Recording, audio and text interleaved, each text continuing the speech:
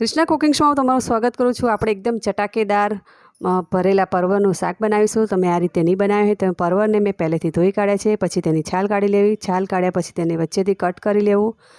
પછી આપણે જે ટીંડોળાનો મસાલો મેં યુટ્યુબ ઉપર મૂકેલો જ છે તે મસાલો બનાવી લેવો અને પૂરો વિડીયો જોવા માટે મારી યુટ્યુબ ચેનલ પર જોવું।